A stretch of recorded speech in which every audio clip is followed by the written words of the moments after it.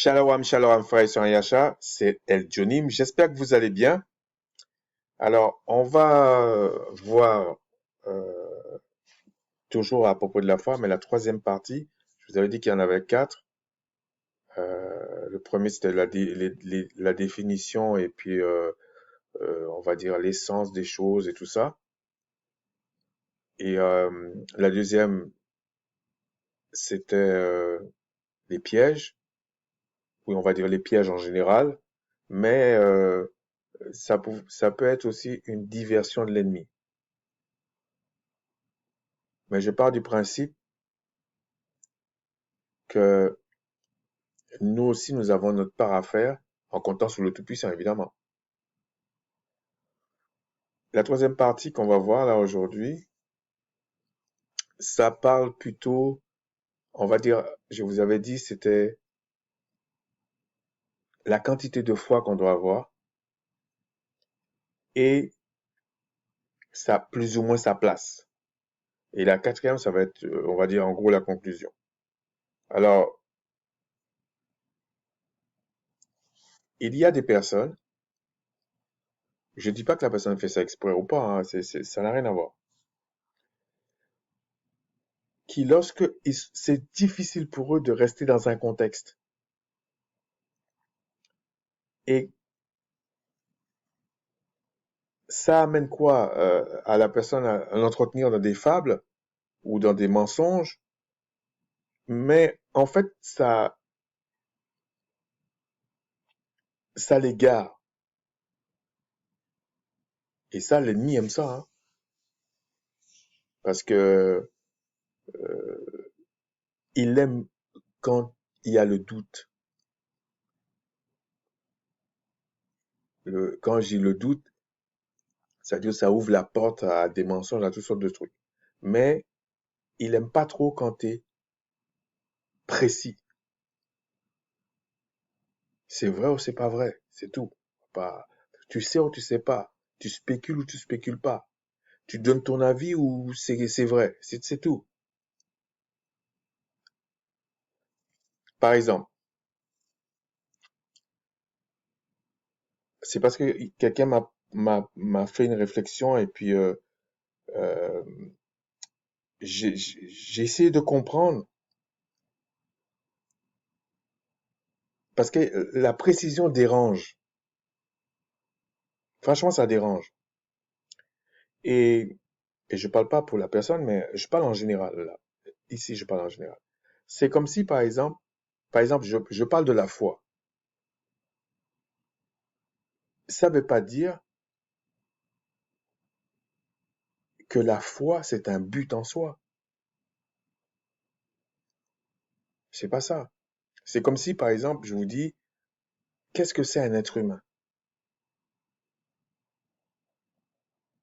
Et puis la personne me dit, non, ou qu'est-ce qui est plus important chez un être humain? Et la personne me dit, ouais, mais c'est le cerveau de la personne. S'il n'a pas de cerveau, tout ce qu'il a, ça sert à rien. Je suis d'accord. Mais si je prends l'exemple pour associer à la foi, s'il a pas d'yeux, et puis il a une très bonne cervelle, ben, il est handicapé en fait. Il y a plein de choses qu'il ne pourra pas contempler, qu'il ne pourra pas voir. Donc il y a une restriction.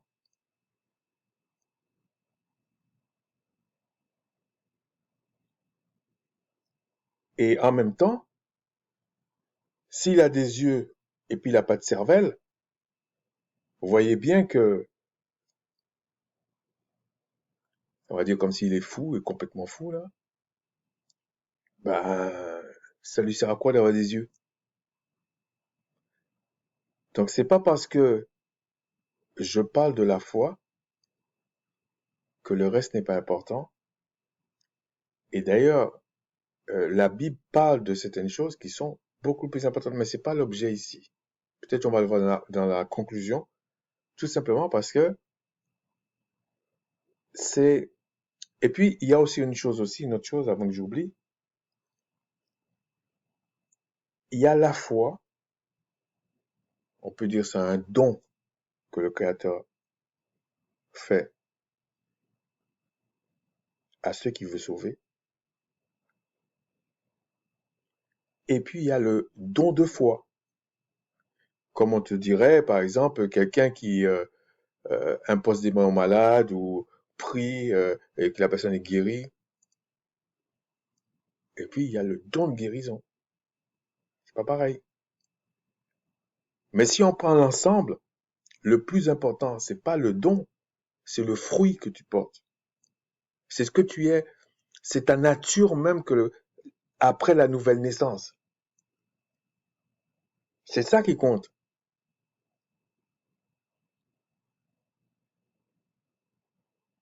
Et c'est pour ça que Christ il a dit certaines choses et les gens ne comprennent pas. Mais c'est pas l'objet. Il y a même quelqu'un qui m'a parlé de l'amour du Créateur, tout ça, mais c'est pas l'objet de ma vidéo. Et si on parle de l'amour, je ne suis pas sûr qu'on a la même définition. Si on prend les Écritures, on sait ce que c'est l'amour.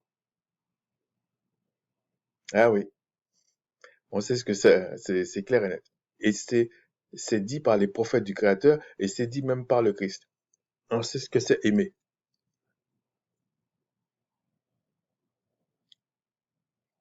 Voilà. Donc on peut pas aller dans des approximations. Ça ne fait rien avancer. Donc pour revenir à ce que je disais, est-ce que il faut beaucoup de foi pour plaire au Créateur justement? Parce que le Créateur dit vous voyez ça dans Hébreux 11, il est impossible de plaire au Créateur sans la foi. Ça ne veut pas dire que tu vas lui plaire si tu te repens pas. Ça ne veut pas dire que tu vas plaire au Tout-Puissant si tu n'aimes pas la connaissance, si tu n'aimes pas la piété, si tu n'aimes pas ton frère, ta sœur, si tu n'as comment je peux dire, si tu n'aimes pas la loi. C'est pas ça que je suis en train de dire. Mais une chose qui est sûre, la foi, vous pouvez pas passer outre non plus. Parce que sans la foi, tu ne peux pas lui plaire. Tu peux pas. Et je vous ai dit dans l'autre vidéo, pourquoi? Parce que déjà, le Créateur, euh, si on peut exprimer ça comme ça, aucun être humain n'arrive même à sa cheville. Même le Christ n'arrive pas à sa cheville. Puisque lui-même dit, seul le Père est bon et le Père est plus grand que moi. Et les œuvres que je fais, c'est le Père qui le fait en moi. Parce que sans l'Esprit du Père, en vous, à côté de vous, rien n'existe. Tu peux pas triompher de quoi que ce soit. Oui, tu peux faire quelque chose, mais ça va te détruire. D'ailleurs, c'est ce qui se passe avec ce qui se passe sur la Terre, en fait. Ah, on a trouvé un nouveau truc, on a fait ceci, on a augmenté la productivité là, et puis quelques temps après, on voit que c'est une destruction. L'Esprit du Père amène la vie. Ce qui n'est pas l'Esprit du Père, je vais dire, qui n'a pas l'approbation du Père, amène la mort. C'est aussi simple que ça. Mais la foi, toutes ces choses-là, c'est pas ça le but, mais c'est nécessaire.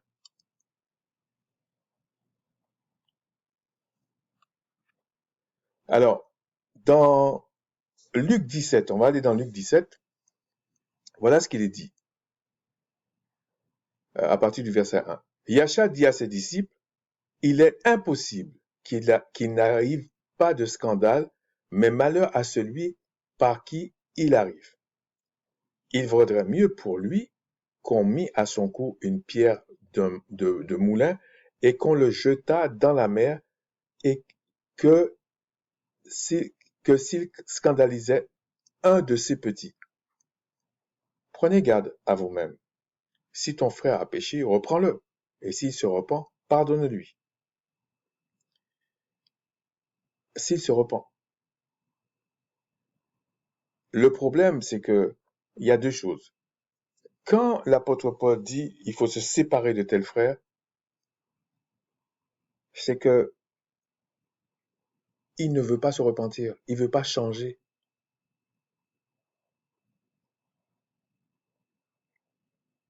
C'est pas qu'il y a un doute sur ce qu'il est en train de faire est bon ou pas bon. Il sait, il veut pas. Donc l'apôtre Paul dit il faut couper les ponts. Et il faut même être plus sévère d'une certaine manière que celui du monde. Parce que celui du monde, il sait pas. Et il y a aussi le fait que ton frère peut venir se repentir plusieurs fois. Mais enfin, s'il se reprend, si on va aller par l'absurde, s'il se repent 1000 fois pour la même chose, il y a un problème. Soit il veut pas se repentir, soit sa repentance n'est pas bonne, soit il veut pas, tout simplement. Et en plus, la notion de repentir, c'est que, on va dire entre guillemets, tu répares la chose.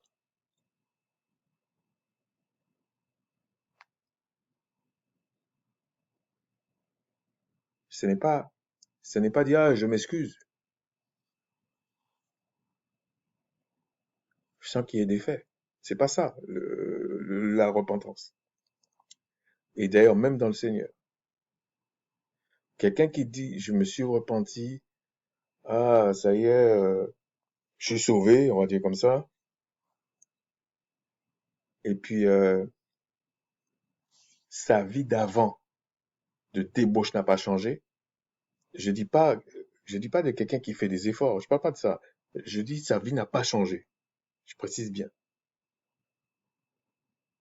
C'est qu'il s'est pas repenti. C'est tout. Faut pas ficher loin. On va continuer. Et s'il a péché contre toi 7 fois dans un jour, et que 7 fois il revienne à toi, disant, je me repens, tu lui pardonneras.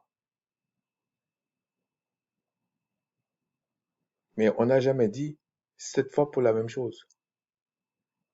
Parce que quand tu te repens, tu es censé réparer.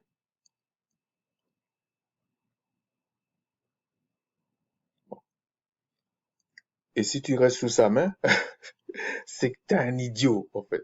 C'est si la personne te fait 7 fois la même chose, il se, il se, il se, il se repent, enfin, il répare pas, il te dit excuse-moi comme ça. Il faut que tu sois un peu prudent quand même. Là, c'est pas lui le problème, c'est toi. Et on lui dit, parce que les apôtres ont trouvé que c'était un peu gros parce qu'ils comprenaient que c'est pas évident, en fait. Et il dit, les apôtres dirent au Seigneur, augmente-nous la foi. Et qu'est-ce que Christ répond? Il n'a pas dit, ouais, chouette, c'est bien, ils ont posé une bonne question, je vais leur augmenter la foi. Il en avait le pouvoir, hein.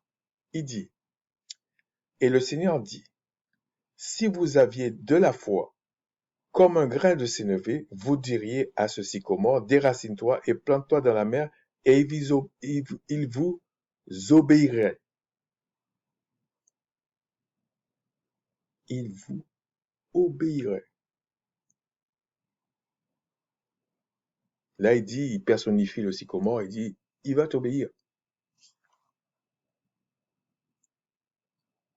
Il dit pas comment ça se passe, mais il dit, d'ailleurs, de toute façon, un des éléments de la foi, c'est que tu sais pas comment ça se fait et tu sais pas quand ça va se faire.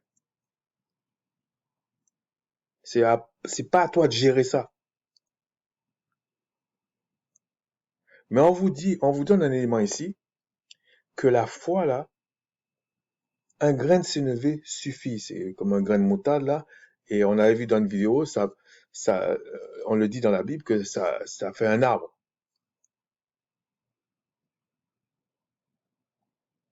Bon, quand j'ai regardé, vous pouvez chercher, vous allez voir qu'un petit grain, ça peut ça peut monter jusqu'à 2 mètres de feuilles, là, je sais pas comment c'est fait. Mais c'est pour dire que, en fait, si vous voulez, c'est pas la quantité de foi qui compte. Quand il parle là comme ça. Parce qu'il dit même le sycomore, ça veut dire, on va dire, là on voit le matériel, la nature, t'obéit. Pour ceux qui peuvent comprendre, comprenez. T'obéit.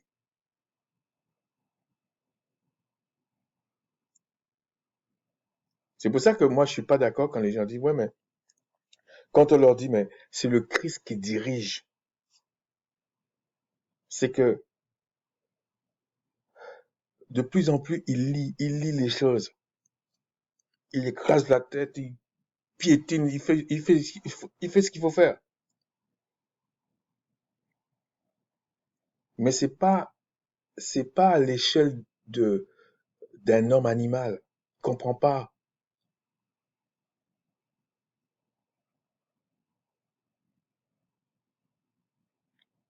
Il y a même pas, comme on dit, il y a même pas photo entre qui va gagner, qui va perdre. C'est déjà réglé.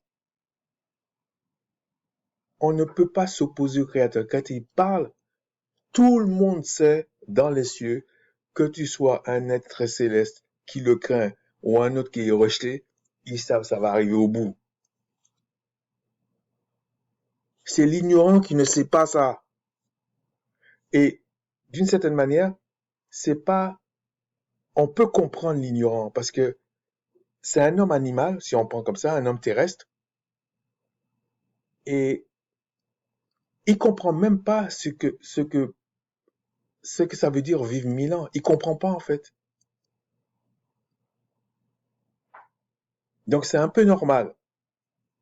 Et là, il dit, en fait, si tu avais ce grain de sénévé, tu dirais à ce sycomore de ce jeu, de déracine-toi et plante-toi là-bas. Et il obéirait. Il n'y a même pas de contestation.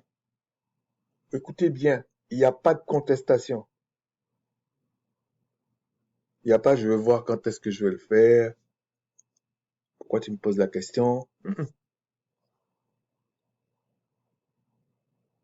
Le royaume est puissant. Et le Père qui a créé ce royaume-là, même dire redoutable, là, c'est pour ça que quand les gens disent, oui, le Père, le Créateur, il est amour. C'est vrai, mais il est en même temps redoutable. Hein? On blague pas avec lui, comme on dit.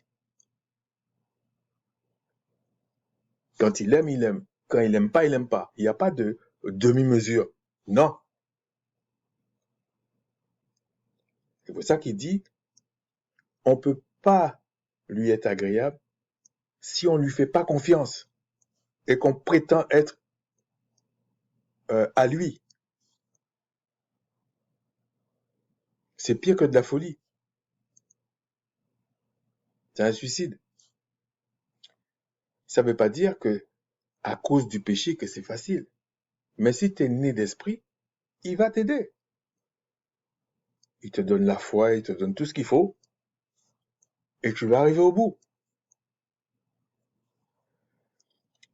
Et ça veut dire que un grain de sénévé suffit pour contrôler la nature ou le matériel.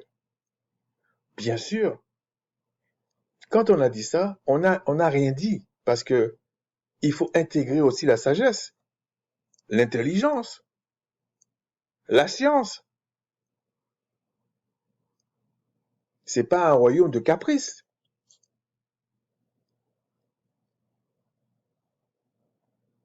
Tu fais pas des essais.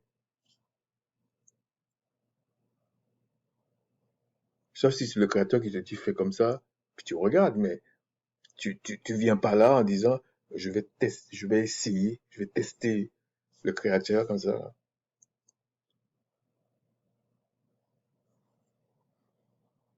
Bon, alors ici, on voit bien ici que Christ leur dit, c'est pas la quantité de foi qui est nécessaire.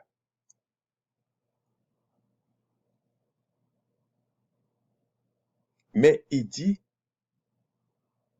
indirectement, parce qu'on l'avait déjà vu, c'est la qualité.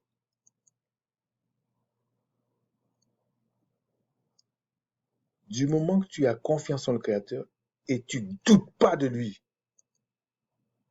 alors tu vas dire, ouais, moi je suis faible, je vais douter.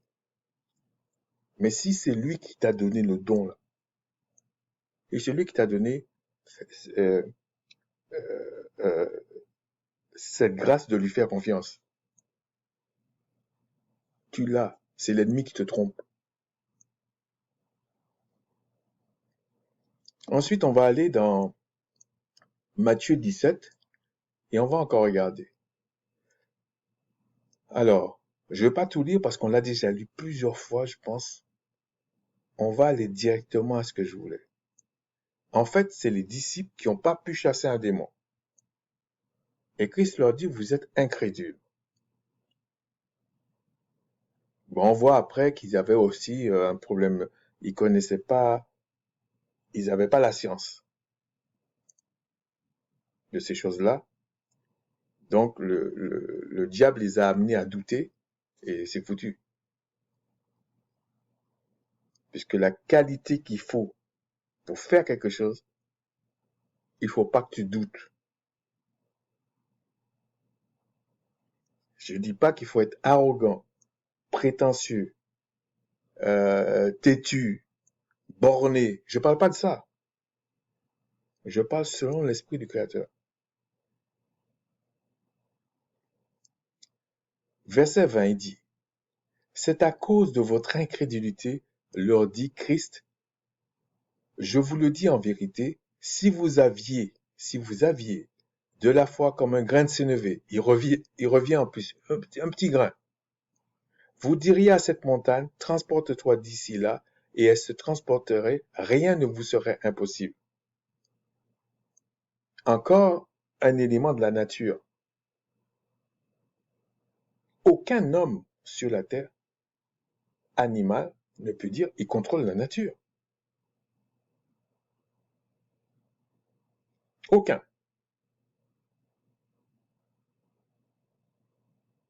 Ça n'existe pas. Il peut se faire un film s'il veut, mais il ne contrôle pas. Alors on va te dire oui, mais il y a des hommes qui ont la science de ces choses-là, mais c'est pour ça qu'on voit que même si on dit que la foi, sans la foi, tu ne peux pas être agréable au Tout-Puissant, mais c'est pas la foi seule qui te sauve. Même si on dit dans les Écritures, le juste vivra par sa foi, oui, mais c'est pas la foi qui te sauve. C'est la grâce du Père qui te sauve. Et c'est pas la foi, c'est pas la repentance, c'est pas, c'est pas la connaissance, c'est pas tout ça qui te sauve. Toutes les choses que je vous dis là, ce sont des éléments qui participent à ça, mais l'initiateur de ça, c'est le Père, c'est le Créateur. S'il ne veut pas que tu aies de la connaissance, tu l'auras pas. S'il veut pas que tu te repentes, tu pourras pas te repentir. Puisqu'il dit, je vais te parler pour que tu comprennes pas. C'est lui qui dit ça. Donc même quand vous dites que le Créateur est amour et tout, attention, on n'est pas dans la sentimentalité. L'amour a des règles. La première chose, c'est la fidélité. C'est le respect. C'est l'honnêteté.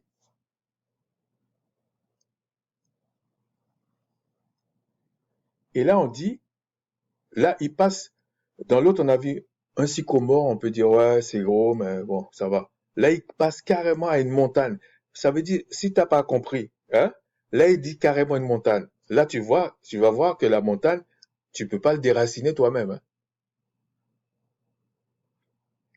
Et on va dire, ouais, mais on peut mettre une dynamite et des choses comme ça, des bombes, machin. Ouais, mais tu vas détruire la montagne. Tu vas pas la déplacer.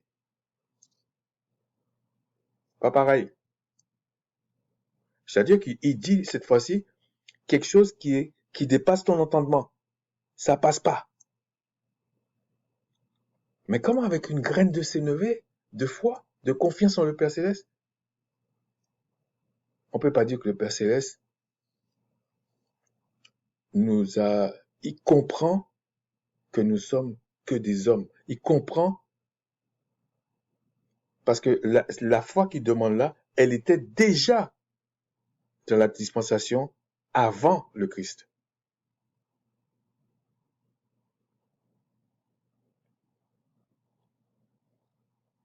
Donc, ce que le Créateur nous demande n'est pas pénible. Parce qu'il sait très bien qu'on ne peut pas faire une œuvre sainte de nous-mêmes. C'est son esprit qui le fait par nous. C'est extraordinaire. Et quand tu es arrogant, prétentieux, machin, tu te prends pour ce que tu n'es pas, tu te donnes même des titres, tu fais des trucs, du machin, et tu vas te prendre une tôle ou un mur, tu vas te le prendre. Et je prie pour que tu le prennes. Parce que ça, c'est juste. Et on vous dit, rien ne vous serait impossible. Donc quand on voit les deux là, ça parle, on peut dire la nature, mais on va dire le matériel. Mais tu peux pas faire ça sans l'esprit du Père, hein.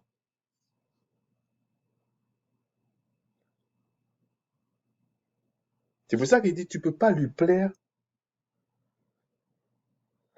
sans la foi. Tu peux pas lui plaire. Mais on aurait pu dire tu peux pas lui plaire sans la repentance. Tu peux pas lui plaire sans la connaissance. Tu peux pas lui plaire, comment je peux dire, sans la vérité. Tu peux pas lui plaire. Mais toutes ces choses-là, c'est son esprit.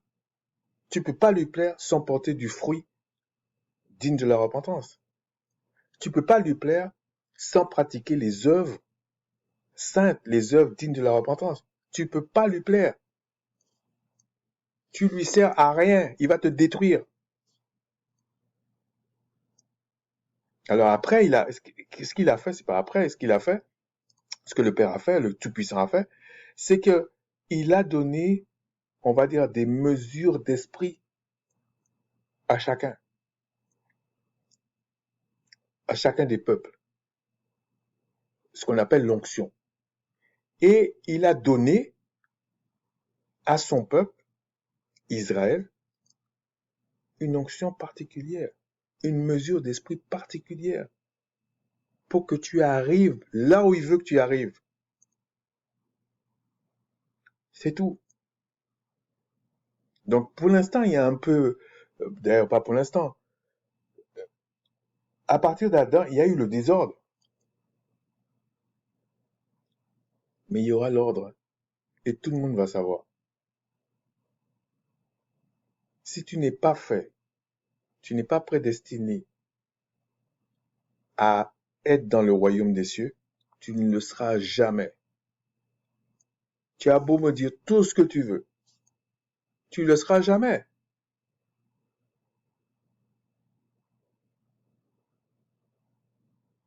Mais en même temps, si tu es prédestiné pour entrer dans le royaume des cieux, par la grâce du Tout-Puissant, tu le seras. Un peu à l'image, je pense que c'était Jérémie, ou non, Jonas, qui devait aller prophétiser. Le gars, il a fui. C'était chaud parce qu'il a regardé avec ses yeux terrestres, il a dit non, j'arriverai jamais. Un peu quelqu'un qui, je vois bien le, les disciples écouter le Christ, et puis Christ leur montre la montagne. Il dit, cette montagne-là, si tu avais un grain de sénévé, de foi, de confiance en le Tout-Puissant, tu diras à cette montagne de se jeter dans la mer, elle ira dans la mer.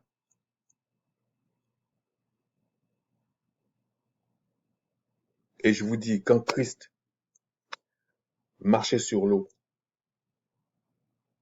c'était le fruit de sa confiance en le Tout-Puissant, en le Créateur, en son Père. Quand Christ a été jusqu'à crier, a été, a accepté la mission, a été jusqu'à la mort pour un plan que le Père avait échafaudé. C'est qu'il avait confiance en le Père. Il avait la foi. Donc, la foi est incontournable. Mais c'est pas l'essentiel, comme je l'ai dit, la petite illustration entre quelqu'un va dire, ouais, mais si t'as pas de cerveau, ça sert à rien que tu vives, quoi. Mais si t'as un cerveau et que t'as pas de yeux, ben, tu rates certaines choses aussi. Donc, les deux sont liés, mais si tu dois hiérarchiser, bon, tu vas hiérarchiser, mais ça veut pas dire que parce que la cervelle est plus importante que les yeux servent à rien. Vous comprenez? Ou que les oreilles servent à rien, ou je sais pas quoi. Le Créateur a rien fait qui ne soit essentiel. Il fait pas les choses inutiles. Ça, c'est un concept purement d'humain et de pécheur. Parce que c'est difficile pour nous de comprendre ce que ça veut dire être parfait et, et que en le Créateur, c'est oui. Son esprit, c'est oui, c'est la victoire tout le temps. C'est la bénédiction, c'est la puissance. Tu t'opposes, tu te fracasses. C'est comme ça. Ça sort de notre entendement si tu réfléchis. Bon, on va continuer. Dans Matthieu 21, on nous parle encore d'une autre chose. Il insiste, hein. Il parle de quelque chose. Ceux qui peuvent comprendre, comprenez. Mais il faut être né d'esprit et obtenir les autres choses. Et pour être né d'esprit, il faut se repentir et il faut savoir pourquoi tu te repens. Bien sûr, il faut être de ceux pour qui le Christ est venu, pour avoir cette, cette grâce, cette place.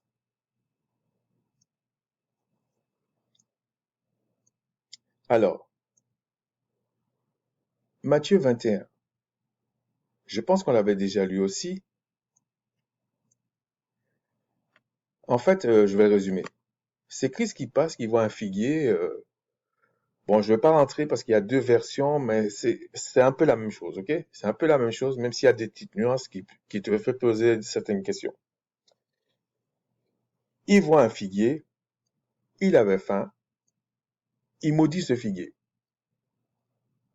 Il dit que plus jamais tu vas porter de fruits. Les disciples voient ça, et quelques instants après, il y a une version qui dit le lendemain, un instant après, enfin, il y a un laps de temps, ok? Les disciples repassent, ils voient que c'est desséché. Et ils sont surpris. Et voilà ce que Christ leur dit.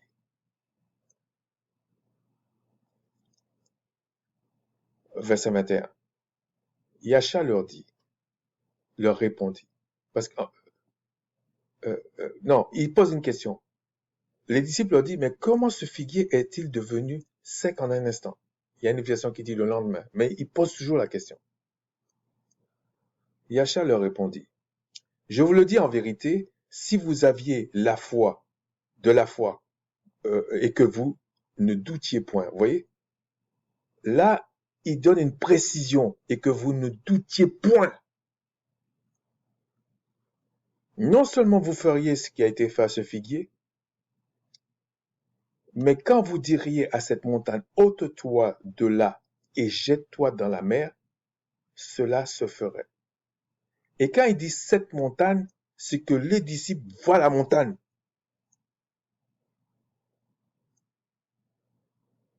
La question, enfin, c'est pour comprendre le sens. Hein. Même si tu as de la foi, comme tu veux, tu ne peux pas dire à la montagne de Sion de se jeter dans la mer, elle ira dans la mer. Hein.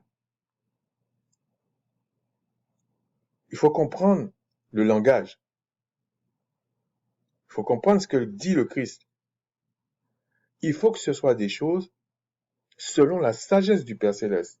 Il ne va pas t'aider à casser ses affaires.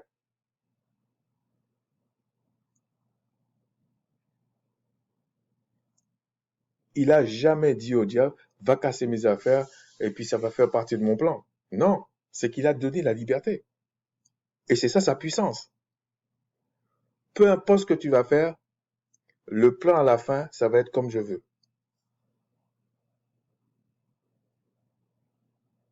Et nous devons prendre ça comme leçon. C'est pour ça qu'il a laissé tout ça là. Donc encore là, et il dit, au verset 22, tout ce que vous demanderez avec foi, par la prière, vous le recevrez. Vous voyez, il donne bon, par la prière, il ne faut pas oublier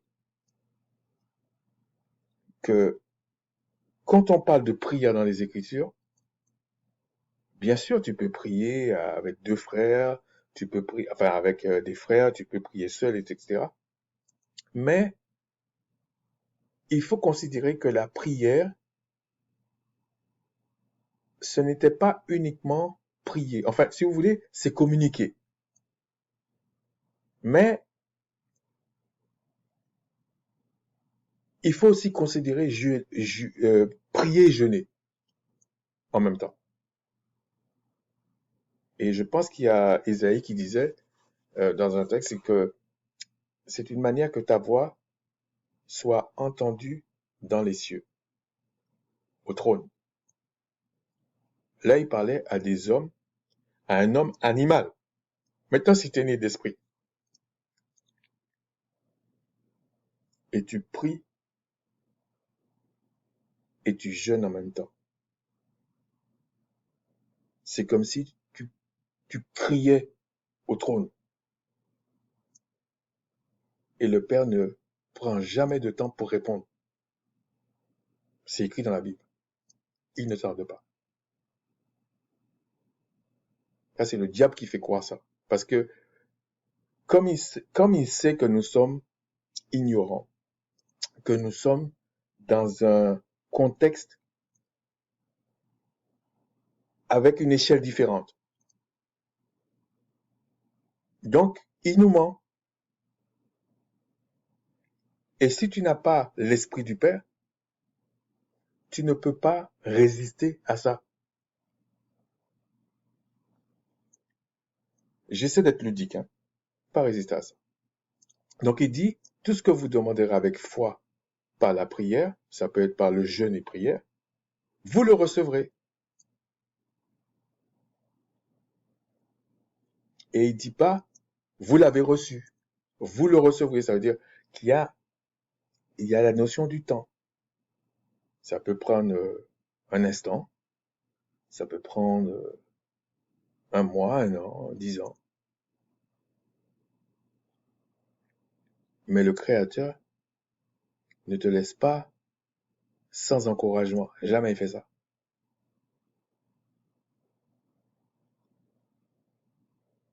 Ouais, il va profiter pour te former, tout ça, pour te faire comprendre les choses, mais il va pas, il va pas te faire languir. C'est oui ou c'est non. C'est comme ça.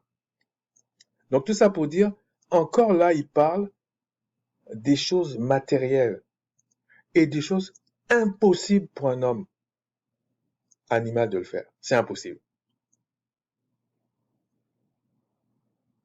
Donc il parle là encore du figuier, il parle, et la nature, euh, si on prend l'agriculture, tout ça, c'est pas quelque chose que tu maîtrises complètement parce que tu maîtrises pas la pluie, tu maîtrises pas le vent. Le créateur peut envoyer des sauterelles dans ton champ, il peut tout détruire. Mais là, on vous dit, tu obtiendras ce que tu veux. Regardez la puissance du royaume.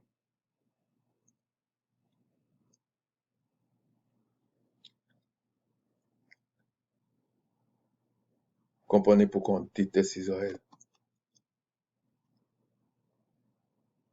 C'est la jalousie. Bon, là, je pense que c'était l'autre version ici que je voulais vous montrer. Euh,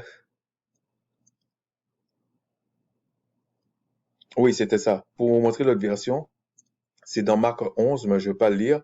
En fait, il y a une différence, c'est qu'on vous dit, c'était comme si le matin. Vous voyez, c'est comme si ça s'est passé la veille et le matin. Mais c'est ça qui est bien dans les livres, c'est que le témoignage de deux en vend un. Euh, Vaut mieux le témoignage de deux personnes. Et là, il y a Matthieu et Marc qui parlent. Je pense que chacun a dit ce qu'il est. Enfin, Matthieu, je pense que c'est Matthieu. Ouais, c'est Matthieu. En fait, ils ont dit ce qui les a marqués parce que c'est comme deux personnes qui regardent un film. Vous lui dites raconter le film. Vous leur dites raconter le film. Il y en a, bon, il y a des morceaux, ils vont dire exactement la même chose et puis il y a des parties, ils vont nuancer la chose. Mais fondamentalement, c'est la même chose. Fondamentalement, c'est un figuier que Christ a maudit et il a séché. C'est tout. Et regardez, quand il marchait sur l'eau, tout ça, c'est pour dominer ce monde.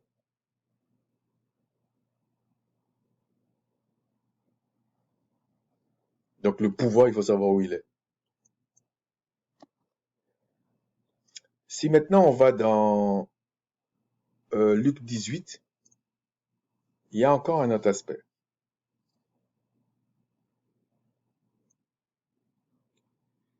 C'est, il donne un aspect de la foi. Parce que je vous avais dit, est-ce qu'il faut beaucoup de foi? Est-ce qu'il faut, euh, c'est quoi la place de la foi, etc. Regardez, on vous dit, Luc 18, on va dire, euh, on va prendre le 1. Yacha leur adressa une parabole pour montrer qu'il faut toujours prier et ne point se relâcher. Vous voyez, c'est associer la foi, enfin, j'anticipe un peu, mais même quand la Pierre dit à Christ, ordonne que je vienne, c'est comme s'il prie. Parce que c'est une communication que tu cherches avec le Créateur, avec ce qui est plus haut que toi.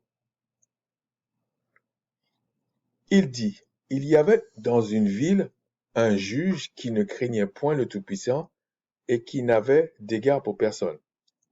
Je fais exprès là, il parle de prière. Mais regardez à la fin. Il y avait aussi dans cette ville une veuve qui venait lui dire, fais-moi justice de ma partie adverse.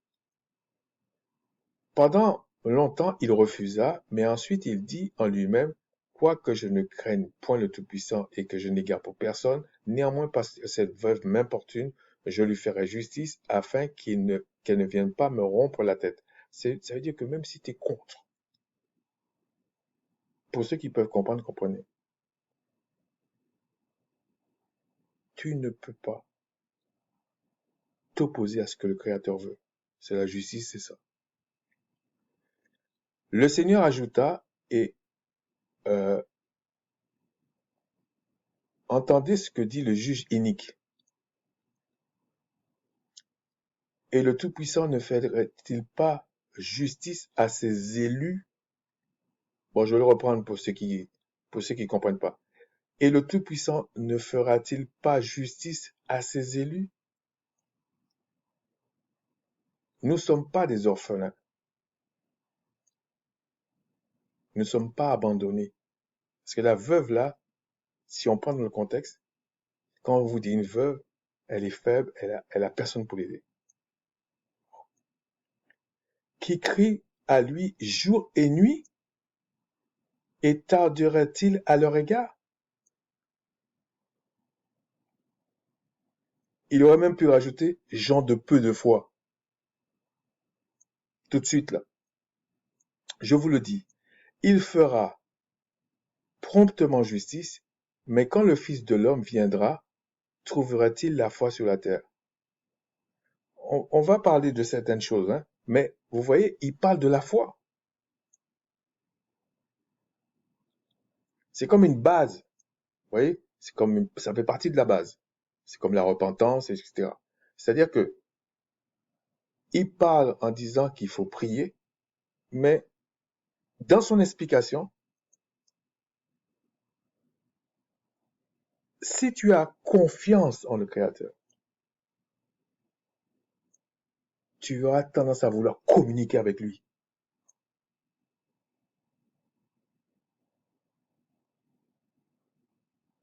Tu auras tendance à croire ce qu'il dit. C'est comme deux amis ou des gens entre eux là. Ils se font au moins un peu confiance, ben ils se parlent. Ils se parlent posément. Si moi personnellement je te fais pas confiance, peut-être je passe à côté, je m'en fous de ce que tu penses. Hein. Je te fais pas confiance, voilà. Je sais quitter. Ça me fait toujours rigoler. Certaines personnes qui disent je crois en le Christ, qui appartiennent au Christ, mais qui font confiance à des gens qui aiment l'injustice, qui aiment la haine, la violence. Je sais pas à quoi ça sert, mais bon.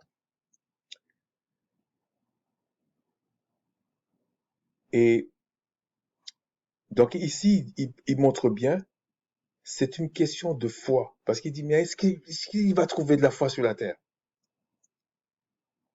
quand il va revenir?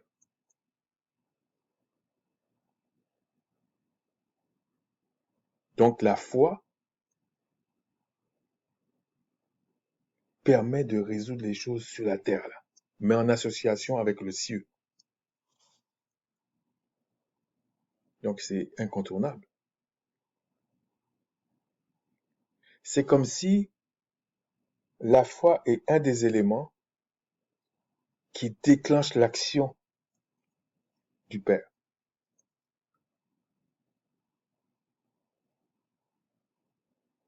Et tout ce qui est sur la terre,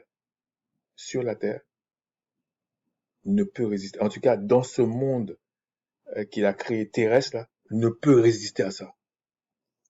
Un grain de sénévé, sans douter. Mais il y a une science derrière ça, il y a des conditions. Comment tu le fais? Déjà, c'est lui qui donne ce, ce grain de sénévé. Il le donne essentiellement pour faire ce genre de choses, parce que c'est Christ qui parle, et Christ dit, je suis venu pour les brebis perdues de la maison d'Israël.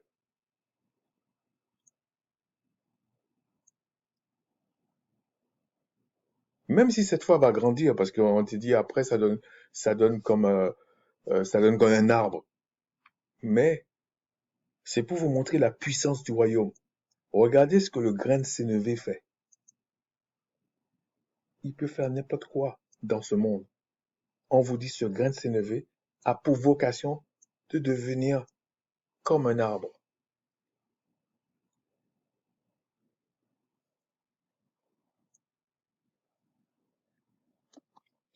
Si maintenant on va dans 1 Corinthiens 13, on va aller tout de suite au verset 13.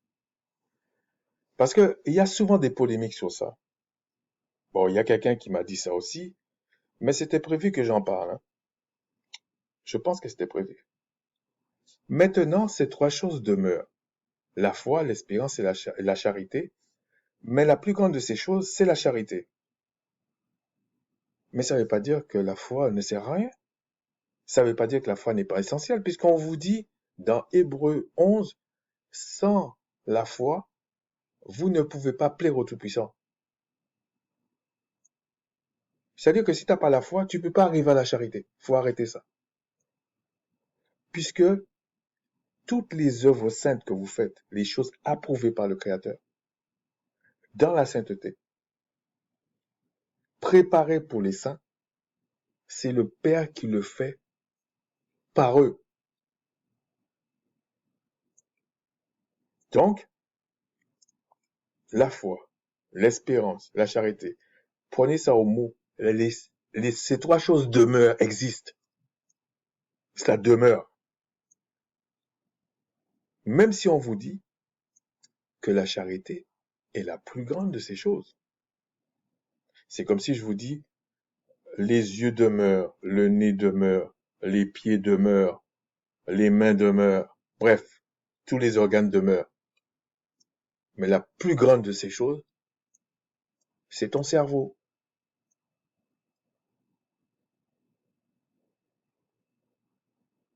C'est comme ça. Et puis il y a un qui vient qui me dit, ouais, mais tu sais, la plus grande des choses, c'est ton cerveau. Ben vous avez qu'à mettre un cerveau sur la table. Puis on va voir ce que ça fait. Ça fait pas un être humain. Donc, il vous faut la foi, il vous faut l'espérance, il vous faut la charité, il vous faut la repentance, il vous faut la connaissance, euh, il vous faut aussi les dons, il vous faut le fruit, en fait, le fruit vraiment, la nature du Père en vous, il faut être né de nouveau, etc. Mais ça n'empêche pas que la charité entre ces 3 choses-là est la plus grande de ces choses.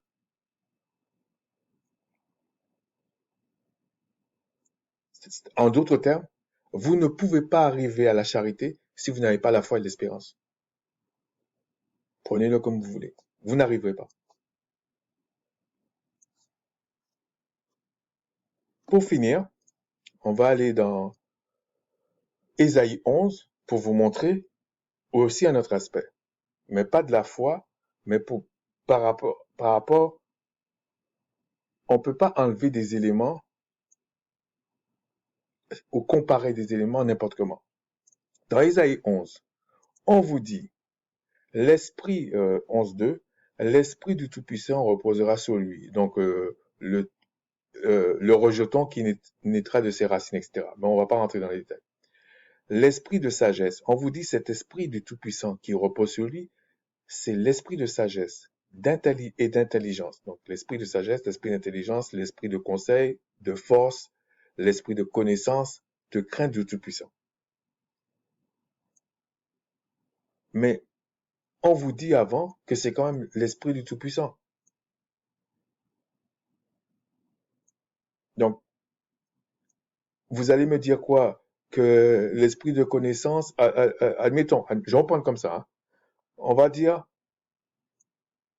l'esprit de crainte du Créateur, c'est le plus grand. Ouais, mais la sagesse, c'est bien aussi. L'intelligence, c'est bien aussi. Le conseil, c'est bien. La force, c'est bien. La connaissance, c'est bien. Donc, tout est bien. Et je vais vous signaler un truc. Tout ce que le Créateur fait est bon. Tout ce qu'il est bon.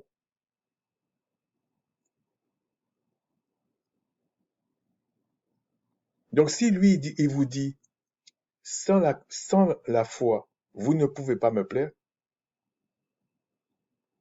c'est que c'est bon, ce qu'il dit. Donc, vous ne pouvez pas venir et me dire, oui, mais, oui, mais, oui, non, non, non, non. pour arriver jusqu'au bout, là, il vous faut tout ce que le Créateur dit qu'il vous faut.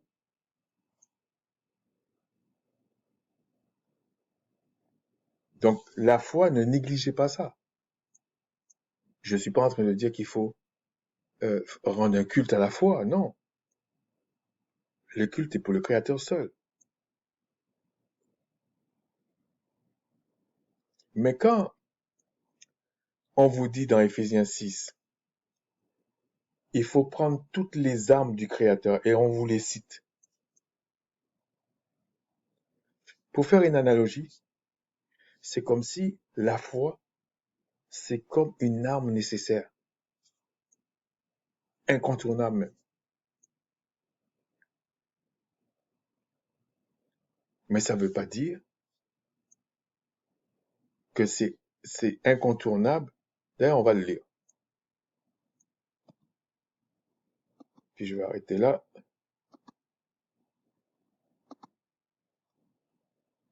Alors, on va juste, c'était pas prévu ça par contre, mais on va juste regarder un truc là. On va aller vite.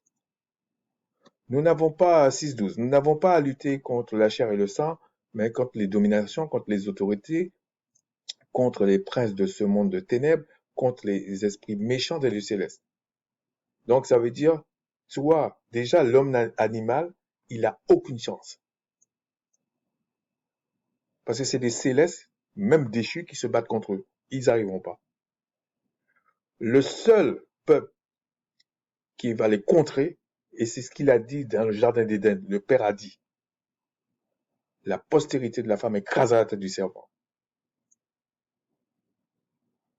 Mais il n'a jamais dit que c'est l'homme animal. C'est un homme né de nouveau, qui verra le royaume des cieux, et qui aura la parade du royaume des cieux, la puissance du royaume des cieux.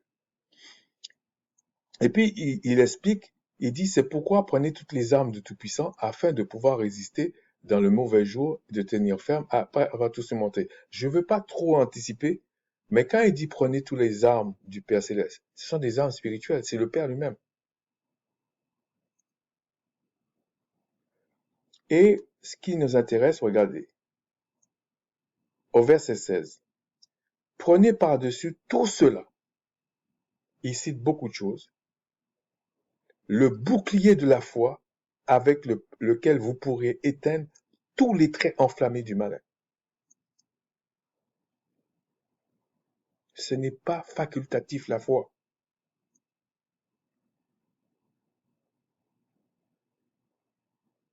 Et puis après, il parle pour le reste. Mais il faut savoir que l'ennemi aussi ne va pas se laisser faire. C'est pour ça qu'il va chercher à vous distraire. Et puis il y a nous-mêmes aussi dans nos faiblesses. C'est pour ça que j'en ai repéré 3, parce que ça s'expliquait dans la Bible assez clairement, mais j'aurais pu prendre d'autres. Hein. La peur, l'inquiétude des choses matérielles. Et c'est là que vous voyez que il y a une méconnaissance, parce que tous les exemples que j'ai pris dans cette vidéo, c'était pour maîtriser les choses matérielles et, et les inquiétudes que la Bible parle, que Christ prend comme exemple, c'était pour le boire, le manger, le revêtir, des choses matérielles. Ceux qui peuvent comprendre, comprenez.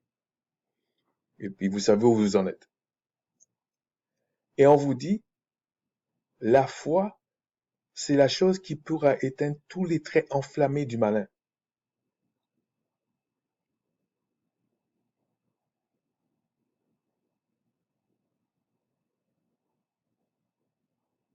Comment on dit ça? Il y a des Africains qui disent ça. C'est là qu'on voit qui est garçon.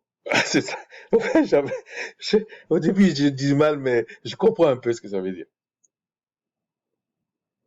Ok? Donc, en fait, on va arrêter là. C'était simplement pour vous dire que la foi, c'est pas une question d'une grande quantité de foi, c'est la qualité de la foi. Et et il faut associer la foi à la prière, au jeûne, par moment, mais aussi, il faut, pardon, il faut ne pas douter. Et ne pas douter, il faut s'appuyer sur la science du Père Céleste, sur la connaissance de sa loi. C'est pas, c'est pas de l'arrogance, c'est pas de la fausse humilité, c'est pas de la prétention, c'est pas toutes ces choses-là. Et c'est le Père Céleste qui fera les choses en utilisant l'homme qui est né d'esprit. Sur ce, je vous dis un gros shalom et plaise au Tout-Puissant de vous permettre, de nous permettre de rester dans nos portes et dans ses voies. Shalom.